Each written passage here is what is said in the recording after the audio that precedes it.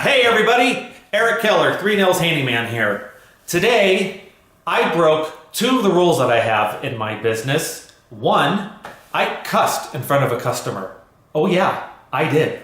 It was a doozy too. And secondly, this is related. I put down the work and the guy who did the work who was there before me. That brings me to today's topic, integrity. I think integrity is really important, no matter what kind of line of work that we're in. And the type of work that I do, it calls me to go into people's homes, where they live, their safe zones. If I don't have integrity or character and my customers don't trust me, at worst, they're not going to feel comfortable with me in their homes. But more likely, they're not going to trust the quality of work that I do. Even if I do a job right, they're not going to feel comfortable with it. And when I'm done and I hand them the bill, they're not going to like that either, or they're at least not going to trust it. Is it aligned with the type of quality of work that I've done? I mean, does my bill match the quality of work that I've done for them? If they don't trust me or they think I lack integrity or character, they're not going to call me to do more work. They're not going to refer me out to their friends. And I'm not talking about mistakes. I'm talking about integrity. Because we all make mistakes. Let's face it, we all make mistakes. And it's not our mistakes that define us.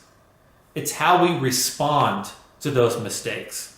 How we respond to the mistakes that we make are really a sign of the type of character that we're made of. Today, I made a mistake.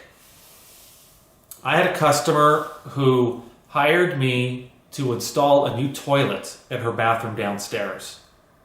And she has this really nice marbled tile on the floor. And I did what I could to protect the floor. I was very careful. And when I got the toilet almost in place, it wasn't quite there, I waddled it. I rocked it back and forth a little bit to get it lined up just right. Once I got the toilet in place and bolted down, I noticed I had left some marks on the tile right in front of it. They weren't scratches. I couldn't feel them with my fingernail, but I had undoubtedly left some marks on the floor. I was devastated. I felt horrible. I had some polishing compound. I buffed out the floors as best I could, and I really did quite a good job at minimizing the marks on the floor.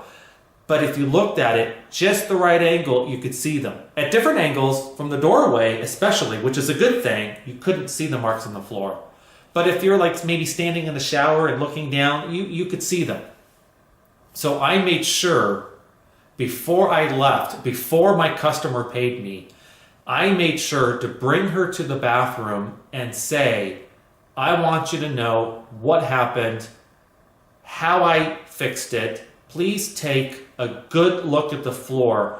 I want to make sure that you're comfortable with this before I leave. And if you're not, we'll work something out.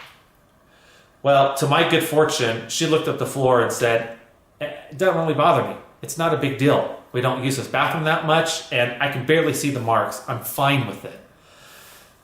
That was a huge relief. And even though I'm not satisfied with the quality of work that I did, I can go to bed and lay my head on my pillow tonight and sleep fine because I know my customer is satisfied with the quality of work that I did. And she does trust me now. In fact, before I left and after she paid me, she said, my husband and I are going to call you to do some more work. Well, I did another job, because you're probably wondering, hey, when are you going to get to the cussing part and putting the other guy down? I'm getting there. See, a couple of years ago, she and her husband hired another gentleman to do some work in their kitchen. And in their kitchen, they asked him to hang one of those exhaust ranges that goes, an exhaust hood that goes over the range. I can't describe it. I have an image of it right here. It looks something like this. This goes over their range, and it's to exhaust the smoke and whatever from the kitchen when they're cooking. Now, this rectangular section on the top half of the exhaust hood, that's called the chimney. And the purpose of the chimney is not to just look nice, but it also covers the exhaust line that's inside of it. Now, in some houses, the exhaust line would go straight up through the ceiling, through the attic, through the roof, and exhaust that way. In this kitchen, and like a lot of homes, their kitchen is backed up to an exterior wall. So their exhaust actually goes out the wall behind it. Even though the chimney goes all the way up to the ceiling to make the hood look nice, it's actually vented out the back wall. In fact, their vent looks something similar to this. It's not exactly what it is, but it's very similar to this. Now, when you're venting or exhausting something through a hood like this, you use material that's somewhat like this. This is a 3-inch duct connector. This is to connect two solid lines. I suppose you can do a flex line up to it. It looks like this. Another type of line is a flexible line. It looks like this. And in their case, they needed a flexible line at a 90-degree angle to go from the hood, from the vent, then out back through the wall. Now, the guy that they hired to hang this hood, he used this. Not something like this, he used this. He actually took a piece of cardboard and he used painter's tape, not duct tape that you're supposed to use in HVAC situations. He used painter's tape. And he bent the cardboard in place over the opening of the hood, and he bent it back to redirect the exhaust out the back wall. Now, the reason why they had hired me was because the chimney portion of the hood was a little crooked. And when I got up there and lowered the chimney and looked inside, I saw this. And when I saw this, get ready, here it comes. When I saw this, I said, you were telling me about some of the work that this contractor had done before me, and you weren't happy with it. Did he install this as well? And she said, yeah, he did. I pulled out this piece of cardboard and I said, well, he's a real asshole, because this is ridiculous. In that case, me breaking my 2 rules actually built a little trust. And I told her, you know, I apologize for cussing. She had no problem with it. They had used many, many words in addition to mine to describe him and the work that he's done. I told her that, you know, normally I'm not comfortable putting down the work of people before me because I don't want to put people down in order to build me up. I don't think it's a good business practice. But I told her there is absolutely no excuse for this.